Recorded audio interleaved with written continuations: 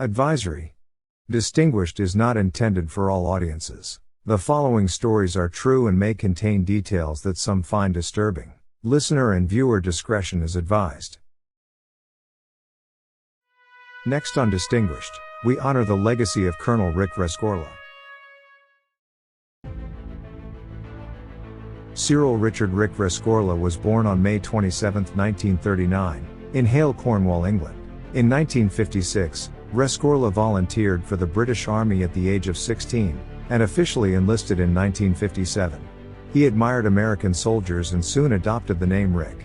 He completed paratrooper training and later served in an intelligence unit. Following his civilian life in London, he became a detective at Scotland Yard. However, his journey took a different turn in 1963 when he relocated to the United States and enlisted in the U.S. Army. In the fall of 1965, he was sent to Vietnam, a time when the Vietnam War was beginning to seriously escalate. On November 14, 1965, his regiment parachuted in a remote part of the Central Highlands. The first night, they were encircled at a landing zone they called X-Ray, and one company was virtually wiped out. The next day, Rescorla's company replaced them on the perimeter at the foot of the Chu Pong mountain ridge. Rescorla risked sniper fire that night to study the terrain from the enemy viewpoint. He ordered his men to dig new foxholes 50 yards back, lay booby traps, reposition their machine guns and artillery.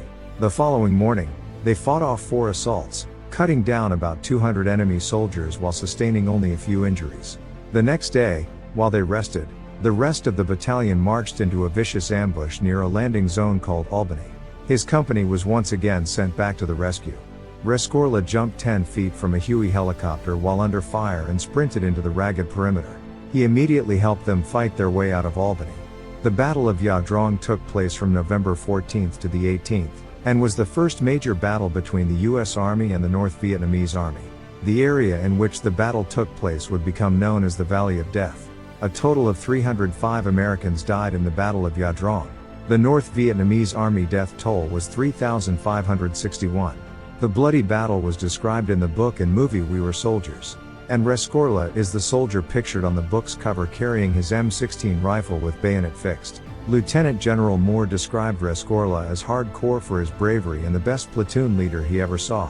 He became an American citizen in 1967 and retired from the Army as a colonel, and in 1985, he later became the Director of Security for Dean Witter, which later merged with Morgan Stanley. In 1993, Rick successfully evacuated employees from the World Trade Center after a terrorist truck bomb created pandemonium. Rescorla held a strong belief that the World Trade Center remained a potential target for terrorists. He believed the next attack could involve a cargo plane crashing into one of the towers, potentially carrying chemical or biological weapons. He strongly advised his superiors at Morgan Stanley to consider relocating the company away from Manhattan as a precautionary measure.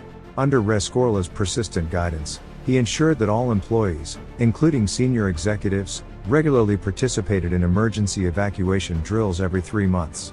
These drills involved walking down stairways and preparing the entire organization for potential emergencies. On September 11, 2001, Rescorla was supposed to be on vacation but was scheduled to attend a lunchtime meeting to discuss the lawsuit Morgan Stanley was filing against the Port Authority about the security lapses that led to the 1993 attack. At 8:46 a.m., American Airlines Flight 11 struck Tower 1. Rescorla ignored building officials' advice to stay put and began the orderly evacuation of Morgan Stanley's 2,700 employees, on 20 floors of Tower 2, and 1,000 employees in World Trade Center 5. At 9:03 a.m., United Airlines Flight 175 hit Tower 2. After leading many of his fellow employees to safety, Rescorla returned to the building to rescue others still inside. He was seen as high as the 72nd floor evacuating people, clearing the floors and working his way down. Rescorla was last seen heading up the stairs of the 10th floor of the collapsing Tower 2. As a result of Rescorla's actions, all but 13 of Morgan Stanley's 2,700 employees survived. Rescorla's heroic actions extended from the Vietnam War to the World Trade Center attacks of September 11, where he paid the ultimate sacrifice, saving thousands of lives.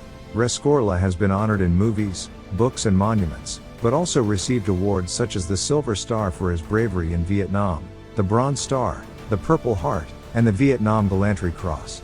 Additionally, on March 25, 2009, He was posthumously awarded the Presidential Citizenship Medal for his heroism on September 11, 2001. Thank you for joining us on this incredible journey through the stories and lives of military heroes. We hope you've been inspired and moved by their courage and sacrifice. We can't do this without your support. If you've enjoyed this podcast, we kindly ask that you continue to support us by spreading the word. Leaving a positive rating and review on your favorite podcast platform will help others discover these remarkable stories. Don't forget to like and share our episodes on social media. Your personal recommendation can make a significant impact. By sharing these stories, you play a vital role in honoring the bravery of our military heroes and ensuring their legacies live on. Together, let's continue to shine a light on the incredible men and women who have served and protected our nation.